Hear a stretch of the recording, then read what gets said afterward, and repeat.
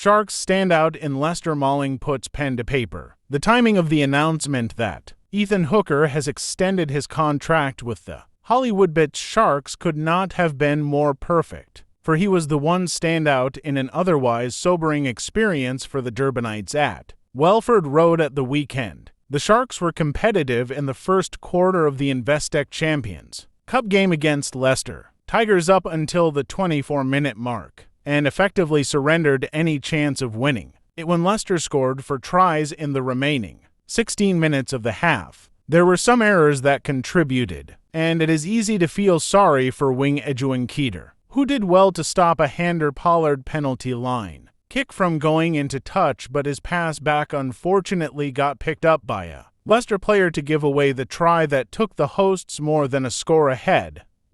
After that, there was only going to be one winner, and it got systematically worse for the Sharks after that. But Hooker, as he has done all season, shone brightly in a losing effort. Young scrum-half Bradley Davids, who came on in the second half, has also been locked down by the Sharks for a continuation, and he deserves that given his form in the Currie Cup. While the man who led the Sharks for much of that campaign, loose forward Nick Hatton, has also had a nod to his future potential confirmed by a contract renewal. Oxenchae, one of the Boks who did not go to England for the Champions Cup fixture, has also been locked in for a continuation. So the Sharks are going through a busy period off the field in the contracting process. If coach John Plumtree has his way, there should also be some time spent negotiating with the Champions Cup organizers over the scheduling and formatting of the competition going forward. While Plumtree was disappointed with the big defeat at Welford Road,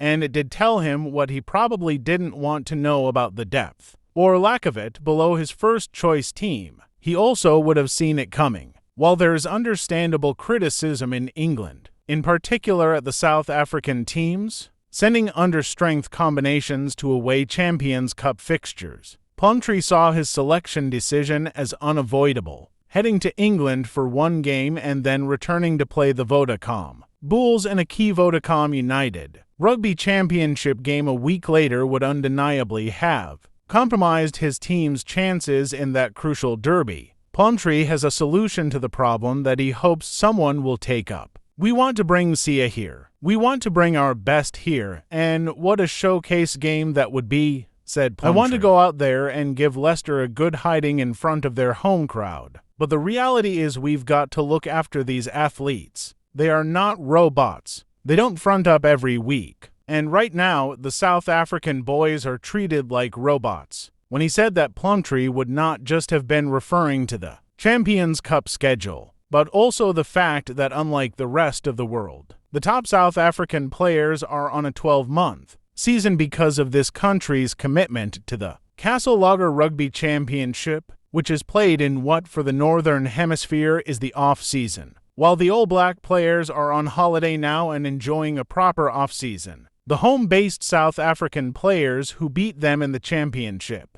a few months ago are still busy with the same season, and will just have sporadic breaks of a few weeks here and here, rather than a proper off-season, before the teams meet again next year. But Plumtree has a solution to the problem that is implicit in having the SA sides committed to 2 competitions in the form of the Champions Cup and URC. I think the organizers need to have a look at it and go, well, why are we sending a team up here for 1 week? We arrive on Wednesday and play on Saturday. It's hardly high performance, he said. Maybe we should come up here and play a couple of games and stay for a fortnight. They need to look at it. It does appear a more workable solution to a problem that has to be overcome. If South Africa wants to remain part of the Champions Cup, even though it should be noted that there is a degree of hypocrisy in some of the overseas criticism of the South Africans going under strength in their away games. Did Hander-Pollard and the other Tigers' top players play the first Champions Cup game against Bordeaux Bagels? No, they didn't.